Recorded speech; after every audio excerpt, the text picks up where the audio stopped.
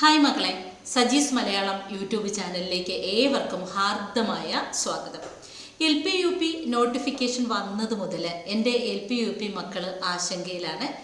ചില കാരണങ്ങൾ കൊണ്ട് LP-UPയുടെ ഒരു സ്റ്റഡി പ്ലാൻ തരാനായിട്ട് കുറച്ച് വൈകി. കാരണം പുതിയ ബാച്ചുകളുടെ ലോഞ്ചിങ്ങും അതിൻ്റെ ക്ലാസ്സുകളും ടൈം ടേബിൾ സെറ്റപ്പും ഒക്കെ ആയിട്ട് ഒരല്പം നീണ്ടുപോയി.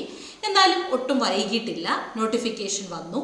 LP-UP പരീക്ഷ എഴുതാൻ പോകുന്ന ഉദ്യോഗാർത്ഥികൾക്ക് എന്തൊക്കെയാണ് നോക്കേണ്ടത്, എങ്ങനെയാണ് മലയാളം എന്ന വിശാലമായ സിലബസിനെ 3-4 മാസം കൊണ്ട് പഠിച്ചു തീർക്കേണ്ടത് തുടങ്ങിയ കാര്യങ്ങളൊക്കെ ലളിതമായി ഈ വീഡിയോയിലൂടെ നിങ്ങളുടെ മുന്നിലേക്ക് എത്തുകയാണ്.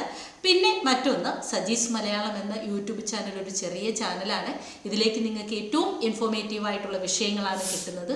അതുകൊണ്ട് തന്നെ ചാനൽ സബ്സ്ക്രൈബ് ചെയ്യുക, ബെൽ ബട്ടൺ ഓൺ ചെയ്യുക. വരുന്ന പുതിയ വീഡിയോകളെല്ലാം തന്നെ അപ്പോൾ നിങ്ങൾ സബ്സ്ക്രൈബ് ചെയ്ത് ബെൽ ബട്ടൺ ഓൺ ചെയ്യുമ്പോഴത്തേക്ക് അതിൻ്റെ നോട്ടിഫിക്കേഷൻ നിങ്ങൾക്ക് കിട്ടും.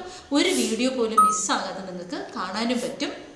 മാത്രമല്ല, മലയാള സംബന്ധിയായ എല്ലാ വീഡിയോകളും ഇനി പ്ലേലിസ്റ്റിലൂടെ നിങ്ങൾക്ക് ലഭിക്കുകയും ചെയ്യും. സജീസ് മലയാളം എന്ന ഈ ചാനലിലൂടെ ഉദ്ദേശിക്കുന്നത് മലയാളത്തെ സ്നേഹിക്കുന്ന, മലയാളത്തിന് 10 മാർക്ക് നേടാൻ ഉദ്ദേശിക്കുന്ന മക്കൾക്ക് മറ്റെങ്ങും മലയാളത്തെ ആശ്രയിച്ച് പോകേണ്ടാത്ത സ്ഥിതിക്ക് ഈ ഒരു ചാനലിനെ ആശ്രയിക്കാൻ വേണ്ടി കൂടിയാണ്. അപ്പോൾ മറക്കാതിരിക്കുമല്ലോ, ഉറപ്പായിട്ട് സബ്സ്ക്രൈബ് ചെയ്യുമല്ലോ. ശരി, അപ്പോൾ ഇനി ഇന്നത്തെ വിഷയത്തിലേക്ക് കിടക്കാം. ഏറ്റവും സീരിയസ് ആയിട്ടുള്ളൊരു കാര്യം തന്നെയാണ്. കാരണം പലരും വീട്ടിലിരുന്ന് പഠിക്കുന്ന വീട്ടമ്മമാരാണ് അല്ലേ. അപ്പോൾ അവരെ സംബന്ധിച്ചിടത്തോളം കോച്ചിങ് ക്ലാസ്സുകളിൽ പോകുന്നില്ല. ഇനി പലരും ഓൺലൈൻ ക്ലാസ് മാത്രമാണ് അറ്റൻഡ് ചെയ്യുന്നത്. അപ്പോൾ സഹപാഠികളുമായിട്ടുള്ളൊരു ബന്ധം പുലർത്താത്തത് കൊണ്ട് തന്നെ പലർക്കും ഒരു പേടിയുണ്ട്. എങ്ങനെ ഞാൻ സിലബസ് കംപ്ലീറ്റ് ചെയ്യും, എങ്ങനെ ഞാൻ പരീക്ഷയെ സമീപിക്കും. നമ്മൾ പേടിച്ചത് കൊണ്ട് പ്രത്യേകിച്ച് കാര്യമൊന്നുമില്ല അല്ലേ. നമ്മുടെ ഒരു മനസ്സാന്നിധ്യം അല്ലെങ്കിൽ പ്രസൻസ് ഓഫ് മൈൻഡ് നഷ്ടപ്പെടുമെന്നല്ലാതെ അതുകൊണ്ട് പ്രത്യേകിച്ച് ഗുണമൊന്നും ഉണ്ടാകാൻ പോകുന്നില്ല. അപ്പോൾ തീർച്ചയായിട്ടും ഒരു മികച്ച സ്റ്റഡി പ്ലാനിലൂടെ നമുക്കിത് സെറ്റ് ചെയ്തെടുക്കാൻ പറ്റും. മലയാളം നമുക്കറിയാം 10 മാർക്കാണ് മലയാളത്തിനകത്ത് നമുക്ക് കിട്ടാൻ പോകുന്നത്. ചില സബ്ജക്റ്റുകൾ 2-3 മാർക്കൊക്കെ എടുത്തോ റാങ്ക് നിശ്ചയിക്കുന്നതിൽ ഇമ്പോർട്ടൻറ്റ് ഫാക്ട് തന്നെയാണ് മലയാളം. നമുക്ക് പോവാം. LP-UP പരീക്ഷകളുടെ ലേറ്റസ്റ്റ് വിവരങ്ങൾ എന്താണ്, അതിന് എങ്ങനെയാണ് നമ്മളൊരു സ്റ്റഡി പ്ലാൻ സ്ട്രാറ്റജി തയ്യാറാക്കേണ്ടതെന്നൊക്കെ നമുക്ക് നോക്കാം. അപ്പോൾ സർക്കാരിൻ്റെ നോട്ടിഫിക്കേഷൻ വരുന്നത് ഡിസംബർ 29-ാം തീയതി 2023 ഡിസംബർ 29-ാം തീയതിയാണ് നോട്ടിഫിക്കേഷൻ വരുന്നത്. തീർച്ചയായിട്ടും നമ്മളിത് പ്രതീക്ഷിച്ചിരുന്നതാണ്. നോട്ടിഫിക്കേഷൻ ഏകദേശം ഒരു നവംബർ-ഡിസംബർ മാസത്തിലൊക്കെ വരുമെന്നുള്ളത്. അപ്പോൾ വന്നിട്ട് വളരെ കുറച്ച് ദിവസങ്ങൾ മാത്രമേ ആയിട്ടുള്ളൂ. ആപ്ലിക്കേഷൻ സ്റ്റാർട്ട് ചെയ്ത് തുടങ്ങിയതും ഡിസംബർ 29, 2023 തന്നെയായിരുന്നു. ലാസ്റ്റ് ഡേറ്റ് ടു അപ്ലൈ ജനുവരി 31, 2024 വരെയാണ് ഉള്ളത്. അപ്പോൾ ഇപ്പോഴും നമ്മുടെ മക്കളൊക്കെ തന്നെയും ഏത് ജില്ല ഓപ്റ്റ് ചെയ്യണം അല്ലേ. അപ്പോൾ എങ്ങനെയാണ് ഈ ജില്ല എടുക്കേണ്ടത് എന്നുള്ള കാര്യത്തിൽ ഏറെ പേർക്കും സംശയമുണ്ട്. ഇപ്പം ഫോർ എക്സാമ്പിൾ മലപ്പുറം താമസിക്കുന്ന ഒരാൾ കാസർഗോഡ് ജില്ലയിൽ എടുക്കട്ടെ ഓർ ഇടുക്കിയിൽ എടുക്കട്ടെ എന്ന് ചിന്തിക്കും. ഇതിനൊക്കെ പല ഫാക്റ്റുകളും അനുബന്ധമായിട്ട് വരുന്നുണ്ട്. ഒന്നാമത്തെ കാര്യം എന്ന് പറയുന്നത്, കഴിഞ്ഞ വർഷത്തെ നിയമന നില എത്രയായിരുന്നു, കഴിഞ്ഞ വർഷത്തെ കട്ട് ഓഫ് എത്രയായിരുന്നു അല്ലേ, അതൊരു ഫാക്റ്റാണ്. ഇനി നമ്മൾ ഏതെങ്കിലും റിസർവേഷൻ വിഭാഗത്തിൽ ഉൾപ്പെടുന്നുണ്ടോ, ഫോർ എക്സാമ്പിൾ SC/ST വിഭാഗത്തിൽ ഉൾപ്പെടുന്ന ആൾക്കാരാണോ, ഓർ നമുക്കൊരു OBCയുടെ പ്രൊട്ടക്ഷൻ കിട്ടുമോ. അപ്പോൾ അത്തരത്തിലുള്ള നിയമനങ്ങൾ ലാസ്റ്റ് ഇയറിൽ ഈ നമ്മളെ റെപ്രസെൻ്റ് ചെയ്യുന്ന ജില്ലയിൽ എങ്ങനെയൊക്കെ നടന്നു എന്നുള്ളത് തിരക്കണം. കാരണം നമുക്കിനി സമയമുണ്ട്, ജനുവരി 31 വരെ സമയമുണ്ട് അല്ലേ. അപ്പോൾ ഇതിനിടയ്ക്ക് ഒരു ഏറ്റവും നല്ലൊരു ഒരു തോട്ട്ഫുൾ ആയിട്ടുള്ള നല്ലൊരു ബുദ്ധിപരമായൊരു നീക്കത്തിലൂടെ മാത്രം നമുക്ക് ജില്ല തിരഞ്ഞെടുക്കാം. ഇനി ജോലി കിട്ടിക്കഴിയുമ്പോൾ നമുക്ക് തീർച്ചയായിട്ടും അവനവൻ്റെ ജില്ല തന്നെയാണ് നല്ലത്. പക്ഷേ ചില ജില്ലകളിൽ കട്ട് ഓഫ് കുറഞ്ഞിരിക്കുന്നു എങ്കിലും കഴിഞ്ഞ വർഷത്തെ നിയമന നില കുറവാണ്. പക്ഷേ എനിക്ക് തോന്നുന്നു തിരുവനന്തപുരം ജില്ലയിലൊക്കെ കഴിഞ്ഞ വർഷം നിയമനം കൂടുതലായിരുന്നു എന്ന് കേട്ടിട്ടുണ്ട്. പക്ഷേ കട്ട് ഓഫ് കുറച്ച് ഉയർന്നതുമായിരുന്നു എന്ന് കേട്ടിട്ടുണ്ട്. എന്തായാലും അക്കാര്യം ഒന്ന് അറിഞ്ഞതിന് ശേഷം മാത്രം ജില്ല, അതായത് നിയമന നില നോക്കുക. എന്നാൽ വലിയ വ്യത്യാസമൊന്നും കാണുന്നില്ലെങ്കിൽ അവരവരുടെ ജില്ല തന്നെയായിരിക്കും ഏറ്റവും സേഫ്. ഇനിയിപ്പം നമ്മളിപ്പം ഫോർ എക്സാമ്പിൾ നിങ്ങളൊരു SC റിസർവേഷൻ വിഭാഗത്തിൽ വരുന്ന ഒരാളാണ്, മലപ്പുറം ജില്ലയിൽ കഴിഞ്ഞ വർഷം SC വിഭാഗത്തിൽ നിന്നുള്ള നിയമന നില നോക്കുക. അതിൽ നമുക്ക് അനുകൂലമായ നിയമന നില ഇത് നടന്നിട്ടുണ്ട് എങ്കിൽ തീർച്ചയായിട്ടും നമ്മൾ ആ ജില്ല വെച്ച് പരീക്ഷ എഴുതി കയറാവുന്നതാണ്. എന്നാൽ അല്ല, അവിടെ അധികം ആ നിയമനം നടന്നിട്ടില്ല, ഇടുക്കി ജില്ലയിലാണ് SCക്ക് കുറച്ചുകൂടി നിയമനങ്ങൾ നടന്ന് ഫാസ്റ്റായിട്ട് പോയിട്ടുള്ളത് എന്നൊരു സൂചന കിട്ടുവാണെങ്കിൽ നമുക്ക് അങ്ങോട്ടേക്ക് മാറ്റാം. എന്തായാലും ഇതിനെ ചൊല്ലി ഇനി കൂടുതൽ സമയം, അതായത് ജനുവരി 31 വരെ ഉണ്ടെങ്കിലും പഠിക്കേണ്ട സമയം മുഴുവനും ജില്ല സെലക്ട് ചെയ്യുന്നതിലേക്ക് മാറ്റരുത്. ഇപ്പോൾ പത്തനംതിട്ട, കൊല്ലം ജില്ലകൾ അവിടേക്കുള്ളവർ തീർച്ചയായിട്ടും അവരവരുടെ ജില്ലകളിൽ തന്നെയാണ് ചൂസ് ചെയ്തത്. എനിക്കറിയാവുന്ന ധാരാളം ഉദ്യോഗാർത്ഥികൾ പത്തനംതിട്ട, കൊല്ലം ജില്ലകളിലെ ഉദ്യോഗാർത്ഥികൾ അവരവരുടെ ജില്ല തന്നെയാണ് ചൂസ് ചെയ്തത്. കാരണം ഈ നിയമന നിലയും കട്ട് ഓഫും മുൻ വർഷത്തത് വെച്ച് നോക്കണം എന്ന് ഞാൻ പറയുന്നുണ്ടെങ്കിലും അടുത്തടുത്ത വർഷങ്ങളിൽ അത് വേരിയായിട്ട് വരുന്നുണ്ട്. അതായത് ഡിഫറൻറ്റ് കട്ട് ഓഫ്, ഡിഫറൻറ്റ് നിയമന നില വരുന്നുണ്ട്. അതിൽ ആ നിയമന നിലയിൽ കട്ട് ഓഫിൽ മാറ്റം വരുന്നുണ്ട് എന്നുള്ളതാണ്. അപ്പോൾ ഒരു 60% അവനവൻ്റെ ജില്ലയ്ക്ക് പ്രാധാന്യം കൊടുക്കുക. പക്ഷേ നമ്മൾ റെപ്രസെൻ്റ് ചെയ്ത നമ്മുടെ ജില്ലയിൽ ഒട്ടും തന്നെ നിയമനം നടന്നിട്ടില്ല, കട്ട് ഓഫ് ഉയർന്നതുമാണെങ്കിൽ തീർച്ചയായിട്ടും കുറച്ചുകൂടി സേഫ് സോണായിട്ടുള്ള അടുത്ത ജില്ലയിലേക്ക് നമുക്ക് ചുവട് മാറ്റാം. അപ്പോൾ ഇത് എൻ്റെ വ്യക്തിപരമായ ഒരു അഭിപ്രായം പറഞ്ഞാണ്. പക്ഷേ ഇത് തന്നെ ഫോളോ ചെയ്യണമെന്നില്ല. ജില്ലയുടെ പേരിൽ ഒരുപാട് ആശങ്കപ്പെട്ട് സമയം വേസ്റ്റ് ആക്കരുത്. കാരണം അങ്ങനെ കൂടി 10 ദിവസം വെറുതെ പാഴാക്കരുത്. ഏറ്റവും സേഫ് ഇനിയിപ്പം ഒന്ന് ചെയ്തിട്ട് നമ്മൾ നോട്ടിഫിക്കേഷൻ വന്നിട്ട് ഏകദേശം ഡിസംബർ 29 വന്നതാണ്. 10-20 ദിവസം അങ്ങ് കഴിഞ്ഞു. ഇനി ഒരുപാട് ദിവസം അപ്ലൈ ചെയ്യാനായിട്ട് നോക്കിയിരിക്കരുത്, അപ്ലൈ ചെയ്യുക. ഇനി അതിനകത്ത് പറയുന്ന റൂൾസ് ആൻഡ് റെഗുലേഷൻസ് ഒക്കെ നോക്കി ഫോട്ടോയുടെ കാര്യത്തിൽ എന്തെങ്കിലും പ്രശ്നങ്ങളുണ്ടോ, നമ്മുടെ നമ്മൾ റിസർവേഷൻ കാറ്റഗറിയിൽ എന്തെങ്കിലുമൊക്കെ പ്രശ്നങ്ങളുണ്ടോ, പിന്നെ നമുക്ക് എന്തെങ്കിലും ഒരു അഡീഷണൽ ക്വാളിഫിക്കേഷൻ ആഡ് ചെയ്യേണ്ടതുണ്ടോ തുടങ്ങിയ കാര്യങ്ങളൊക്കെ പോവുക. സ്വയം ചെയ്യാൻ പറ്റുന്നില്ലെങ്കിൽ ഏറ്റവും അടുത്തുള്ള ഒരു അക്ഷയ സെൻറ്ററിൽ പോയി അവരുടെ ഹെൽപ്പോട് കൂടിയെങ്കിലും ഏറ്റവും നന്നായി തന്നെ നമ്മൾ അപ്ലൈ ചെയ്തു എന്നുള്ളത് ഉറപ്പുവരുത്തുക. അപ്ലൈ ചെയ്ത് കഴിഞ്ഞാലും അതിൻ്റെ ഫോളോ അപ്പ് 1-2 ദിവസങ്ങളിൽ ശ്രദ്ധിക്കുക. നമ്മൾ കറക്റ്റ് ഓർഡറിലാണോ അപ്ലൈ ചെയ്ത്, നമ്മൾ കറക്റ്റ് ജില്ല തന്നെയാണോ വെച്ചിട്ടുള്ളത്, നമ്മൾ വെച്ച ഫോട്ടോയ്ക്ക് എന്തെങ്കിലുമൊക്കെ പ്രശ്നങ്ങളുണ്ടോ, നമുക്ക് എന്തെങ്കിലുമൊക്കെ അഡീഷണൽ ബെനിഫിറ്റ് കിട്ടാനുള്ള റിസർവേഷൻ സംഭവങ്ങളൊക്കെ നമ്മൾ ആഡ് ചെയ്തിട്ടുണ്ടോ, അതായത് നമ്മൾ ഇപ്പോൾ ഇന്ന റിസർവേഷനിൽ ഉൾപ്പെടുന്നതാണ്, അപ്പോൾ അത് അറിയിക്കുന്നതിനായിട്ട് എന്തെങ്കിലും അനുബന്ധ സർട്ടിഫിക്കറ്റുകൾ വല്ലതും ചോദിച്ചിട്ടുണ്ട്, PSCയിൽ നിന്ന് വരുന്നുണ്ടോ, അങ്ങനെയൊക്കെ ഒന്ന് അതിൻ്റെ ഫോളോ അപ്പ്, അതായത് നമ്മൾ അപ്ലൈ ചെയ്തു എന്ന് പറഞ്ഞ് വെറുതെ ബ്ലൈൻഡായിട്ട് ഇരിക്കരുത്. 1-2 ദിവസം അതിൻ്റെ കാര്യങ്ങൾ കൂടി ഒന്ന് ഫോളോ അപ്പ് നടത്തിയതിന് ശേഷം ബാക്കി പഠനത്തിലേക്ക് വരാം. Written exam date will be notified soon എന്നാണ് പറയുന്നത്. റിട്ടൺ എക്സാം ഡേറ്റ് നമുക്കൊരു ഏകദേശ അറിവാണ് വരുന്നത്. അതായത് അത് സമയം ഞാനിപ്പോൾ പറയാം. റിസൾട്ട് ഓഫ് റിട്ടൺ എക്സാമും നോട്ടിഫൈഡ് സൂണാണ്. അതുപോലെ call letter to document verification. അപ്പോൾ തീർച്ചയായിട്ടും നമ്മൾ ലിസ്റ്റിൽ ഉൾപ്പെടാൻ സാധ്യത കാണുന്നുവെങ്കിൽ നമുക്ക് കോൾ ലെറ്റർ ഡോക്യുമെന്റ് വെരിഫിക്കേഷന് വരും. അത് കഴിഞ്ഞ് ഡോക്യുമെന്റ് വെരിഫിക്കേഷൻ ഡേറ്റ് ആണ് വരുന്നത്. Final allotment list release date ആണ് ലാസ്റ്റിൽ വരുന്നത്. അപ്പം ഇത്തരത്തിലൂടെയുള്ളൊരു പ്രോസസ്സിലൂടെയാണ് നമ്മൾ എക്സാമിലേക്ക് കടന്നു പോകുന്നത്. ഇനി ഒരുപാട് പേർക്ക് ഡൗട്ടുള്ളൊരു കാര്യമാണ് മലയാളം സംബന്ധിയായ കാര്യം. അതായത് മലയാളം പഠിച്ചിരിക്കണമോ വേണ്ടയോ എന്നുള്ളൊരു കാര്യം. ഇങ്ങനെയാണ് ഈ റൂൾസ് ആൻഡ് റെഗുലേഷൻസിൽ പറയുന്നത്. Candidates who have not studied the regional language Malayalam either under part 1 or part 2 or as medium of instruction for SSLC will not be eligible for appointment to the post. SSLC വരെ Malayalam first പാർട്ടായിട്ടോ second പാർട്ടായിട്ടോ പഠിച്ചിരിക്കുകയോ അല്ലെങ്കിൽ മലയാളം മീഡിയത്തിൽ പഠിക്കുകയോ ചെയ്യാത്ത ഒരാൾ ഈ ഒരു പോസ്റ്റിന് apply ചെയ്യാൻ eligible അല്ല എന്നാണ് ഈ ഒരു റൂളിൽ പറയുന്നത്. പക്ഷേ എനിക്ക് പരിചയമുള്ള 1-2 ഉദ്യോഗാർത്ഥികൾ അറബിക് ബാക്ക്ഗ്രൗണ്ട് മാത്രം പഠിച്ചു വന്നവരുണ്ട്, ഉറുദു ബാക്ക്ഗ്രൗണ്ടിൽ പഠിച്ചവരുണ്ട്, സാൻസ്ക്രിറ്റ് ബാക്ക്ഗ്രൗണ്ടിൽ പഠിച്ചവരുണ്ട്, മലയാളം ഒട്ടും തന്നെ പഠിക്കാത്തവർ, അതിനുശേഷം പഠിച്ചവരുണ്ട്. അതുപോലെ തുല്യതാ പരീക്ഷ എഴുതാൻ സാധിക്കും എന്നുള്ള രീതിയിൽ, അതായത് LP UP പരീക്ഷയ്ക്ക് തുല്യതാ പരീക്ഷ എഴുതാൻ സാധിക്കും എന്നുള്ള പേരിൽ ഗവൺമെൻറ് കോർട്ട് ഓർഡർ ഒരു ഉദ്യോഗാർത്ഥി നേടുകയും അത് എനിക്ക് വാട്സപ്പ് ചെയ്യുകയും ചെയ്തിട്ടുണ്ട്. അതായത് കോർട്ട് ഓർഡർ എന്ന് പറയുമ്പോഴത്തേക്ക് ഇങ്ങനെ മലയാളം പഠിച്ചിട്ടില്ലെങ്കിൽ കൂടി എന്ത് ചെയ്താൽ മതി, ഒരു തുല്യതാ പരീക്ഷ ആഫ്റ്റർ എക്സാമിനേഷൻ ചെയ്താൽ മതിയെന്ന്. പക്ഷേ നമ്മൾ ഈ ഒരു കാര്യത്തിൽ ഏറ്റവും ഉചിതമായ യുക്തിപൂർവമായ തീരുമാനം എന്ന് പറയുന്നത് നമ്മുടെ ജില്ലയിലെ ഏറ്റവും അടുത്തുള്ള PSC ജില്ലാ ഓഫീസുമായിട്ട് ബന്ധപ്പെടുക. അവിടുത്തെ ഇൻഫർമേഷൻ എന്നെ വിളിക്കുന്ന എൻ്റെ പ്രിയപ്പെട്ട മക്കളോടെല്ലാം ഞാൻ പറയുന്നത് അങ്ങനെയാണ്. ഒരു ഞാണിന്മേൽ കളിക്കിപ്പം നിൽക്കേണ്ട. കാരണം അങ്ങനെ നമ്മൾ തീരെ എലിജിബിൾ അല്ല, നമുക്ക് പറ്റത്തില്ലേ, നമ്മൾ അടുത്ത നിമിഷം LDCയിലേക്ക് മാറി LDCയിൽ തുല്യതാ പരീക്ഷ ഉണ്ട് എന്ന് തീർത്ത് പറയുന്നുണ്ട്. അപ്പോൾ തീർച്ചയായിട്ടും നമ്മൾ എന്താ ചെയ്യേണ്ടത്, അടുത്തൊരു PSCയുടെ ജില്ലാ ഓഫീസിലേക്ക് പോവുക. എൻ്റെ സ്റ്റഡി ബാക്ക്ഗ്രൗണ്ട് ഇതാണ്, ഞാൻ മലയാളം പഠിച്ചിട്ടേ ഇല്ല, ഇങ്ങനെ ഒരു റൂൾ നോട്ടിഫിക്കേഷൻ്റെ ഒപ്പം കാണുന്നുണ്ട്.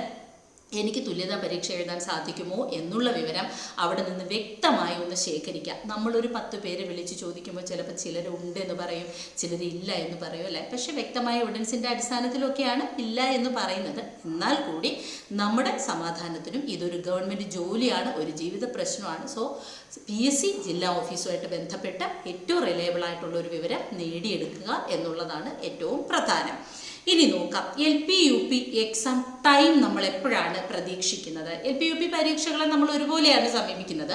എന്നാൽ ഈ പരീക്ഷകൾ രണ്ട് സമയത്ത് തന്നെയാണ് ചാർട്ട് ചെയ്യപ്പെട്ടിരിക്കുന്നത്. UP പരീക്ഷയാണ് ആദ്യം വരുന്നത്. അത് വരുന്നത് ജൂൺ ജൂലൈ മാസങ്ങളിലാണ്. ജൂൺ ജൂലൈ മാസങ്ങളിലെ UP എക്സാം വരും. LPയുടെ പരീക്ഷ ജൂലൈ ഓഗസ്റ്റ് മാസത്തിലുമാണ്. അതായത് LP UP ഒരേ സ്ട്രാറ്റജിയിൽ പഠിച്ച് നമ്മുടെ ഒരേ കുട്ടി തന്നെ 2 പരീക്ഷ എഴുതുന്നവരുണ്ട്, അങ്ങനെ എഴുതാൻ കഴിയുന്നവരുണ്ട്. അപ്പോൾ അവർ ഒരുമിച്ച് പഠിച്ചു പോവുക. കാരണം ഏകദേശം അടുത്തടുത്ത തീയതികളിലായിരിക്കും LPയുടെയും UPയുടെയും വരുന്നത്. ഇനി LP പരീക്ഷയ്ക്ക് ഒരു ജില്ല വെച്ച് കൊടുക്കാൻ പറ്റുമോ, UP പരീക്ഷ മറ്റൊരു ജില്ല വെച്ച് കൊടുക്കാൻ പറ്റുമോ എന്നുള്ള കാര്യവും ഇതുപോലെ തന്നെ PSC ആയിട്ട് ഒന്ന് ആലോചിക്കുന്നത് നന്നായിരിക്കും. കഴിയുമെന്നാണ് ഇത് ഒരു 98% വിശ്വസിക്കുന്നത്. ഡിഫറൻറ്റ് സെൻറ്ററുകളിൽ ഡിഫറൻറ്റ് ജില്ലകളിൽ വെച്ച് കൊടുക്കാൻ പറ്റുന്നു. പക്ഷെ ഒന്നുകൂടി PSCയുടെ ഓഫീസുമായി ബന്ധപ്പെട്ട് ഇത്തരം കാര്യങ്ങളിൽ എപ്പോഴും PSCയുടെ ഇൻഫർമേഷനാണ് നമ്മുടെ ഫൈനൽ ഇൻഫർമേഷൻ. ഇനി ഈ മലയാളത്തിൻ്റെ സിലബസിലേക്ക്, അപ്പോൾ ഇത്രയും ഞാൻ PSCയുടെ ഒരു ജനറൽ LP UP പരീക്ഷയെക്കുറിച്ചുള്ള കാര്യമാണ് പറഞ്ഞത്. ഇനി നമ്മൾ മലയാള പഠനം എങ്ങനെയാണ്, ഈ ഒരു ജനുവരി ഫെബ്രുവരി ആകാറായി. ജനുവരിയിൽ നമ്മൾ ഇതിൻ്റെ ആപ്ലിക്കേഷൻ അയക്കലും മറ്റുമൊക്കെ ആയിട്ട് ബിസിയാണ്. ഇനി നമ്മൾ ഫെബ്രുവരി മുതൽ ഇതുവരെ പഠിക്കാത്ത കുട്ടികളുണ്ട് എങ്കിൽ ആശങ്കപ്പെടേണ്ട. പലരും പറയുന്നു ഉറക്കം പോലും നഷ്ടപ്പെട്ടു എന്നാണ് പറയുന്നത്. പക്ഷേ ഇനി പഠിച്ചു തുടങ്ങിയാൽ മതി സബ്ജക്ട്സുകൾ. ഇതുപോലെ സിലബസ് വെച്ചൊന്ന് മറ്റ് ഫിസിക്സ് ആയാലും കെമിസ്ട്രി ആയാലും മാത്സ് ആയാലും ഒക്കെ ഇതുപോലൊരു ചാർട്ട് തയ്യാറാക്കി അങ്ങ് പഠിച്ചു പോകാനുള്ളതേ ഉള്ളൂ. മലയാളത്തെ സംബന്ധിച്ച് ഫെബ്രുവരി 28 ദിവസവും മാർച്ച് വരെയുള്ള 15 ദിവസവും കൊണ്ട് സാഹിത്യപരം വായിച്ച് തീർക്കാനുള്ളതേ ഉള്ളൂ. എഴുതണ്ട, PDF നോട്ട് വെച്ച് പഠിച്ചു പോകാവുന്നതേ ഉള്ളൂ. കവിതാ സാഹിത്യം, കഥാസാഹിത്യം, നോവൽ സാഹിത്യം, ആത്മകഥ, ജീവചരിത്രം, വൈജ്ഞാനിക സാഹിത്യം, ബാലസാഹിത്യം തുടങ്ങിയ വിഭാഗങ്ങളാണ് ഇതിനകത്ത് വരുന്നത്. കവിതയെ സംബന്ധിക്കുന്ന വിവരങ്ങൾ, കഥയെ സംബന്ധിക്കുന്ന വിവരങ്ങൾ, നോവലിനെ സംബന്ധിക്കുന്ന വിവരം, ആത്മകഥ, ജീവചരിത്രം, പിന്നെ വൈജ്ഞാനിക സാഹിത്യം, ബാലസാഹിത്യം, ഇത്രയും ഉൾപ്പെടുന്ന സാഹിത്യ വിഭാഗമാണ് നമുക്ക് പഠിക്കാനുള്ളത്. ഇതും കുറേയൊക്കെ SCERT ബേസ്ഡ് ആയിരിക്കും. അപ്പോൾ ഇതാണ് സാഹിത്യപരം. അത് പഠിക്കാനുള്ള നമ്മുടെ സമയം ഫെബ്രുവരി മുതൽ മാർച്ച് 15 വരെയാണ്. ഇനി അടുത്ത വിഭാഗം മാർച്ച് 15 മുതൽ മാർച്ച് 16 മുതൽ നമുക്ക് എടുക്കാം. ഏപ്രിൽ ഫുള്ള് നമ്മൾ ഭാഷാപരം. കാരണം ഇതൊരു ലെങ്തി ടോപ്പിക്കാണ്. ആദ്യം വരുന്നത് ഭാഷാ ചരിത്രമാണ്. 2 ദിവസം കൊണ്ട് പഠിച്ചു തീർക്കാവുന്ന സിമ്പിൾ ടോപ്പിക്കാണ്. മലയാള ഭാഷയുടെ ഉൽപ്പത്തി, മലയാളത്തിലെ വിവിധ സാഹിത്യ പ്രസ്ഥാനങ്ങൾ, ആ പ്രസ്ഥാനങ്ങളിൽ മികച്ച സംഭാവനകൾ നൽകിയവർ, മലയാള ഭാഷ ഉരുത്തിരിഞ്ഞു വന്ന ചില നയങ്ങൾ, വാദങ്ങളുണ്ട്. സംസ്കൃത ജന്യവാദം, തമിഴ് ജന്യവാദം, മിശ്രഭാഷാവാദം തുടങ്ങിയ ചില വാദങ്ങൾ കൂടിയാകുമ്പോഴത്തേക്ക് ഇതാവും. ഇനി ഭാഷാഭേദം എന്ന് പറയുമ്പോൾ തൽഭവ തത്സമ രൂപങ്ങൾ, പലയിടങ്ങളിൽ നിന്നും മലയാളത്തിലേക്ക് തൽഭവമായും തത്സമമായും കൈക്കൊണ്ട ഭാഷാസൂചകമായ കാര്യങ്ങൾ ഒക്കെയാണ് ഇതിനകത്ത് വരുന്നത്. ഇനി 10ാം നിലവാരത്തിൽ ഉൾപ്പെടുന്ന പ്രായോഗിക വ്യാകരണം അഥവാ അടിസ്ഥാന ഗ്രാമർ. അടിസ്ഥാന ഗ്രാമറിനകത്ത് നാമം, ക്രിയ, തദ്ധിതം, ഭേദകം, പ്രയോഗം, വചനം, പ്രകാരം, ഇത്രയും കാര്യങ്ങൾ നമ്മൾ എന്ത് പഠിക്കണം? ഈ പറഞ്ഞ പ്രായോഗിക വ്യാകരണത്തിൽ സിമ്പിൾ ടോപ്പിക്കുകളായതുകൊണ്ട് ഈ ഒരു സെക്ഷൻ കമ്പാരിറ്റീവ്ലി വെരി ഈസിയാണ്. വളരെ ഈസി ആയിട്ട് പഠിക്കാൻ പറ്റുന്നതാണ് ഈ പറഞ്ഞ പ്രായോഗിക വ്യാകരണം. നാമമൊക്കെ 1 മണിക്കൂർ പോലും വേണ്ട, വചനത്തിന് 10 മിനിറ്റ് മതി പഠിച്ചു തീർക്കാൻ. ഭേദകം, തദ്ധിതം തുടങ്ങിയ വ്യാകരണ രൂപങ്ങൾ 10ാം ക്ലാസ് വരെ സ്കൂൾ ക്ലാസ്സുകളിൽ പഠിച്ചിരുന്ന വ്യാകരണ രൂപങ്ങളാണ്.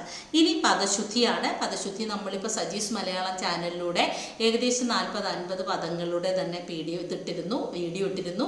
തുടർന്നുള്ള ദിവസങ്ങളിൽ കൂടുതൽ പെട്ടെന്ന് പദശുദ്ധി അപ്ലോഡ് ചെയ്യുന്നതാണ്. ഇനിയുള്ളത് പദങ്ങൾ സമാസിക്കലും വിഗ്രഹിക്കലുമാണ്. സമാസ കാര്യങ്ങൾ ഉൾപ്പെടെ ഏത് സമാസം എന്നുള്ള രീതിയിലുള്ള സമാസം തന്നെയാണ്.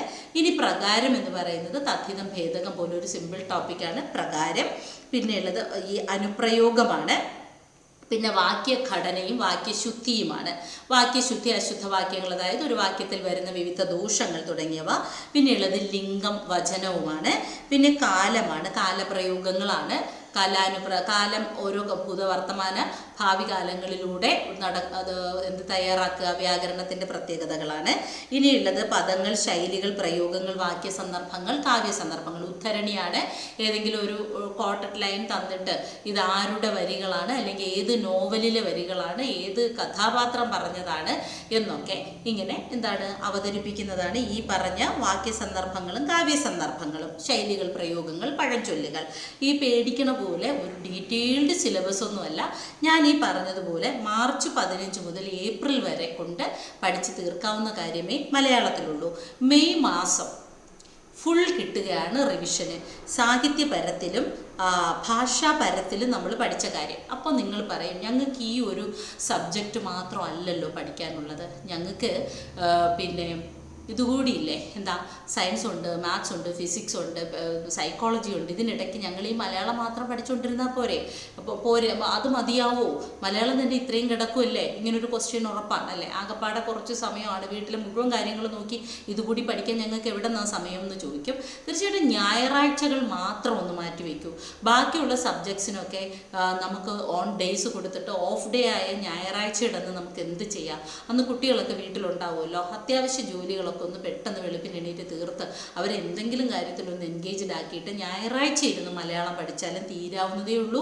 ഈ 3-4 മാസം കൊണ്ട് വളരെ ഈസി ആയിട്ട് ഞായറാഴ്ചകളിൽ കൂടുതൽ മണിക്കൂറുകൾ എടുത്തുകൊണ്ട് നമുക്കിത് തീർത്താലും മെയ്യിൽ റിവിഷൻ സ്റ്റാർട്ട് ചെയ്യാൻ പറ്റും.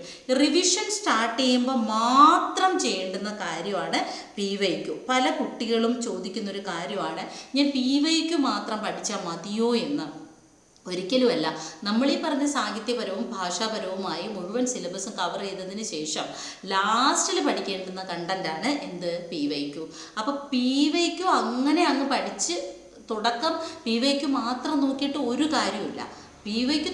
തുടക്കത്തിൽ PYQ മാത്രം നോക്കിയിട്ട് കാര്യമില്ല. നമ്മൾ സിലബസ് ഫുള്ള് പഠിച്ചിട്ട് റിവിഷൻ ടൈമിലാണ് ക്വസ്റ്റ്യൻസ്.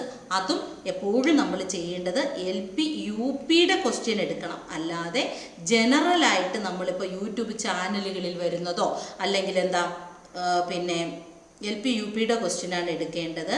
അല്ലാതെ നമ്മൾ ഈ ജനറൽ ക്വസ്റ്റ്യൻസ് എടുക്കരുത്.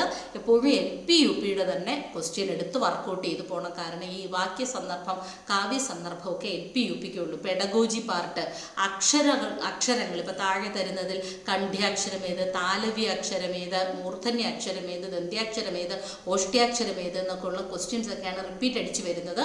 അങ്ങനെയുള്ള അക്ഷരമാല ക്രമം ജൂൺ ജൂലൈ മാസങ്ങളിലാണ് നമ്മൾ പ്രതീക്ഷിക്കുന്ന പരീക്ഷ. ജൂൺ ജൂലൈയിലും ജൂലൈ ഓഗസ്റ്റ് മാസവുമാണ്. പക്ഷെ നമ്മൾ ജൂലൈ ഓഗസ്റ്റിലേക്ക് കടക്കുന്നില്ല. ജൂൺ ജൂലൈയിൽ തന്നെ 2 പരീക്ഷയും എന്നുള്ള ഒരു രീതിയിൽ പഠിച്ചു പോവാം. ഇനി ഇതിനകത്ത് നമ്മൾ ശ്രദ്ധിക്കേണ്ട കാര്യം എന്താണെന്നാണ് അല്ലേ? നമ്മൾ ശ്രദ്ധിക്കേണ്ട ഏറ്റവും പ്രധാനപ്പെട്ട കാര്യം നമ്മുടെ മനസ്സിന് കൂളാക്കുക എന്നുള്ളതാണ്. എപ്പോഴും ഓടി നടന്ന് കാടടച്ച് പഠിക്കരുത്. ഇപ്പം നമ്മൾ പറഞ്ഞതുപോലെ ഞാൻ പറഞ്ഞ ഭാഷാപരം ഇപ്പോൾ എടുക്കേ വേണ്ട, അങ്ങോട്ട് മാറ്റി വയ്ക്കൂ. ആപ്പിലൊക്കെ ഭാഷാപരത്തിലെ ക്ലാസ്സുകളാണ് പഠിക്കണമെങ്കിൽ കൂടി നമ്മൾ എന്ത് ചെയ്യുക, തൽക്കാലം അത് പെൻഡിങ് അവിടെ കിടന്നോട്ടെ. ആപ്പിൻ്റേതായിട്ടുള്ളൊരു ടൈം ടേബിൾ കൂടി ഇതുകൂടി കണ്ടിട്ട് പഠിച്ചു പോയ കുറേശ്ശെ കണ്ടൻറ്റ് കിട്ടുന്നതിനനുസരിച്ച് പഠിച്ചു പോയാൽ മതി. ഇനി ആ കണ്ടൻറ്റ് നമ്മുടെ കയ്യിലില്ല എങ്കിൽ മാത്രം, അതായത് നേരത്തെയുള്ള LP UPക്കാർക്ക് ആ കണ്ടൻറ്റ് കയ്യിൽ ഉണ്ടാവും. ചിലപ്പോൾ കവിതാ സാഹിത്യവും വൈജ്ഞാനിക സാഹിത്യവും ഭാഷോൽപത്തിയെക്കുറിച്ചൊക്കെ കിട്ടിയതുണ്ടാവുമല്ലോ. അത് ആദ്യമേ പഠിപ്പിച്ചിട്ടുണ്ടായിരുന്നു ആപ്പിനകത്തൊക്കെ. അങ്ങനെയുള്ളവർ പഠിക്കുക. ഇനി അല്ലാതെ ഗൈഡുകളൊക്കെയാണ് പിന്നെ നിങ്ങൾ ചൂസ് ചെയ്യുന്നതെന്നുണ്ടെങ്കിൽ ആ ഗൈഡുകളിൽ നിന്നും ആ കണ്ടൻറ്റുകൾ പലപ്പോഴും പോയിന്റുകളായിട്ടൊരു പേപ്പറിലേക്ക് എഴുതി വയ്ക്കാൻ കൂടി ശ്രമിക്കുക. ഇനി നമ്മൾ ഏറ്റവും റിലയബിളായി തോന്നുന്ന ഒരു ഗൈഡ് തന്നെ ചൂസ് ചെയ്യുകയും വേണം. പിന്നെ മറ്റുള്ളതെന്ന് പറയുന്നത്, ഇപ്പോൾ എൻ്റെ ടെലഗ്രാം ചാനൽ എന്ന് പറയുന്നത് സജീസ് മലയാളം എന്ന ടെലഗ്രാം ചാനലാണ്. അത്യാവശ്യം PDF-കൾ അതിനകത്തേക്ക് അപ്ലോഡ് ചെയ്യുന്നുണ്ട്. കഥാസാഹിത്യം, കവിതാ സാഹിത്യം, വൈജ്ഞാനിക സാഹിത്യം വിഭാഗങ്ങൾക്കായിട്ട് കുറച്ച് PDF-കൾ ഞാനും ഇടുന്നുണ്ട്. അപ്പോൾ അതുകൂടി നോക്കി നിങ്ങൾക്ക് ഉപകാരപ്പെടും, പഠിച്ചു പോകാം. തീർച്ചയായിട്ടും ഈ LP UPക്കാർക്ക് കൂടി ഉപകാരപ്രദമായ പദശുദ്ധിയൊക്കെ നമുക്ക് പ്രത്യേകിച്ച് ഭാഷാപരത്തിലുണ്ട്. അപ്പോൾ തീർച്ചയായിട്ടും അതിൻ്റെ വീഡിയോകൾ കാണുക. നേരത്തെ പറഞ്ഞതുപോലെ സബ്സ്ക്രൈബ് ചെയ്യുക, ബെൽ ബട്ടൺ ഓൺ ആക്കുക, നോട്ടിഫിക്കേഷൻ കറക്റ്റ് ടൈമിൽ തന്നെ വന്നോളും. മലയാളത്തിന് ഒപ്പം കൂടെയുണ്ട്. പിന്നെ നിങ്ങൾക്ക് സംസാരിക്കാൻ പറ്റുന്ന പിന്നെ ഒരു ടെലഗ്രാം ചാനലാണ്, അതായത് ഡിസ്കഷൻ ഗ്രൂപ്പുണ്ട്. അപ്പോൾ തീർച്ചയായിട്ടും ആ ഡിസ്കഷൻ ഗ്രൂപ്പിൽ കൂടി കാണാം. എപ്പോൾ വേണമെങ്കിലും നിങ്ങൾക്ക് ഞാൻ അടുത്ത് തന്നെയാണ്, പേടിക്കൊന്നും വേണ്ട. ഈ പേടിയുണ്ടായിട്ട് കാര്യമൊന്നുമില്ല. ഞാൻ ആദ്യമേ പറഞ്ഞതുപോലെ സിലബസ് തീർക്കുക, പിന്നെ നമ്മൾ എഴുതുന്ന എല്ലാ എക്സാമും നമുക്ക് ക്രാക്ക് ചെയ്യാൻ പറ്റുമെന്നുള്ളതാണ്. LP UP LDC എന്ന് പറഞ്ഞാൽ അതൊരു വലിയൊരു ഹിമാലയ പർവ്വതമായിട്ട് തലയെ കൊണ്ട് നടന്ന് ടെൻഷൻ അടിക്കരുത്. സിലബസ് തീർത്ത് ആത്മാർത്ഥമായിട്ട് പഠിക്കുന്ന ഒരു ഉദ്യോഗാർത്ഥിക്ക് പിന്നെ വരുന്ന എല്ലാ പരീക്ഷയ്ക്കും ക്രാക്ക് ചെയ്യാൻ പറ്റും. നമ്മുടെ അറിവിൽ ഏറ്റവും നന്നായി പഠിക്കുന്ന ഒരാൾക്ക് 5 ലിസ്റ്റിൽ വന്നൊന്ന് കേട്ടിട്ടില്ലേ? ഇത് തന്നെയാണ് കാര്യം. ഒരു പരീക്ഷയെ മാത്രം പോയിന്റ് ചെയ്തുകൊണ്ട് നമ്മൾ എന്ത് ചെയ്യരുത്, തല പുകയ്ക്കണ്ട. നമ്മളിത് പഠിക്കുന്നു, ക്രാക്ക് ചെയ്യുന്നു, വിജയം മാത്രം മുന്നിൽ കാണുന്നു.